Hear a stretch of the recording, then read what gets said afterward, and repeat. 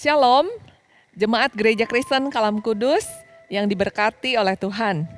Kita jumpa lagi pagi hari ini bersama-sama untuk merenungkan satu bagian daripada firman Tuhan. Mari kita teduhkan hati dan pikiran kita, berdoa terlebih dahulu. Bapa di dalam surga, terima kasih untuk hari yang baru, untuk semangat yang baru. Ada pekerjaan Tuhan yang luar biasa yang Engkau hendak nyatakan kepada setiap anak-anak-Mu ya Tuhan, di dalam kehidupan kami masing-masing. Pimpin, tolong sertai di dalam perenungan firman Tuhan pada pagi hari ini. Biarlah kami terus bertumbuh mengenal Tuhan dengan benar. Di dalam nama Yesus, kami sudah berdoa dan mengucap syukur. Haleluya, amin. Jemaat sekalian, renungan pagi hari ini diambil dari Injil Lukas, pasalnya yang ke-10, mulai dari ayat 38 sampai 42. Maria dan Marta. Ketika Yesus dan murid-muridnya di dalam perjalanan, tibalah ia di sebuah kampung. Seorang perempuan yang bernama Marta menerima dia di rumahnya. Perempuan itu mempunyai seorang saudara yang bernama Maria. Maria ini duduk dekat kaki Tuhan dan terus mendengarkan perkataannya. Sedang Marta sibuk sekali melayani. Ia mendekati Yesus dan berkata, "Tuhan, tidakkah Engkau peduli bahwa saudaraku membiarkan aku melayani seorang diri? Suruhlah dia membantu aku." Tetapi Tuhan menjawabnya, "Marta, Marta, engkau khawatir dan menyusahkan diri dengan banyak perkara. Tapi hanya satu saja yang perlu. Maria telah memilih bagian yang terbaik yang tidak akan diambil daripadanya." Demikianlah firman Tuhan.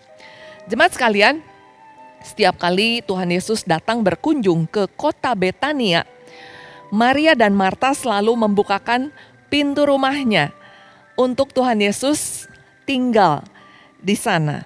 Dan apa yang terjadi?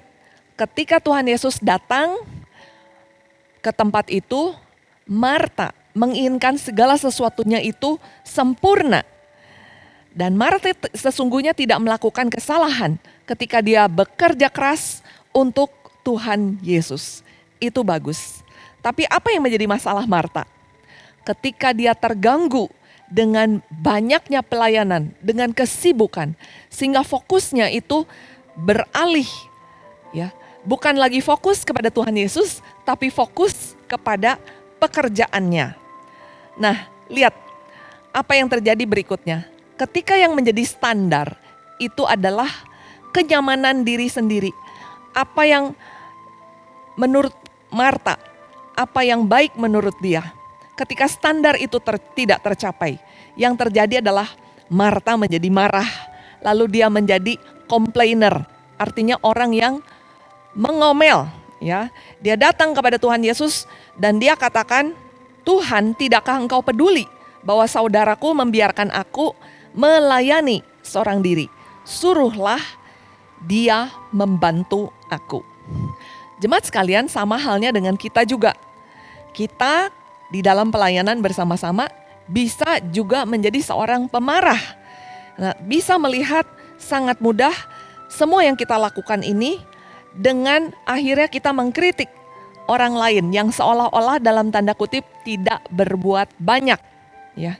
Nah, frustasi Marta adalah orang-orang yang rajin melayani awal mulanya dengan niat yang baik, tapi dia lupa untuk dia duduk diam di kaki Tuhan dan mendengarkan Tuhan berfirman.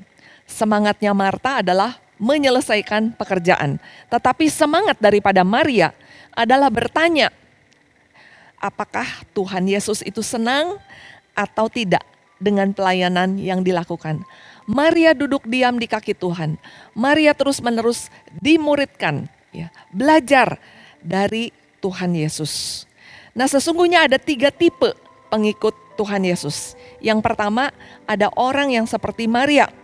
Mereka yang tahu bagaimana melayani, tapi juga bagaimana dia bisa duduk diam dan mendengarkan firman-Nya. Yang kedua, ada yang seperti Marta. Mereka rajin sekali dengan niat terbaik untuk melayani Tuhan, tapi tidak fokus terus-menerus kepada Tuhan Yesus. Dan yang terjadi adalah frustasi yang besar. Yang ketiga, ada orang yang tidak mirip, baik Marta ataupun Maria. Bahkan mereka tidak ada bersama dengan Tuhan Yesus. Kenapa? Karena mereka hanya terlalu sibuk mengejar kesenangan-kesenangannya sendiri. Bagaimana dengan kita bersama-sama? Mari kita berdoa. Bapa di dalam surga, terima kasih Engkau yang terus menolong, menuntun kehidupan kami. Jangan sampai kami hanya sibuk melakukan pekerjaan-pekerjaan dan fokus kami teralih daripadamu Tuhan. Tapi biar kami menjadi seperti Maria yang selalu mau duduk diam, mendengarkan Engkau berbicara. Terpujilah Tuhan, di dalam nama Yesus kami sudah berdoa dan mengucap syukur. Haleluya.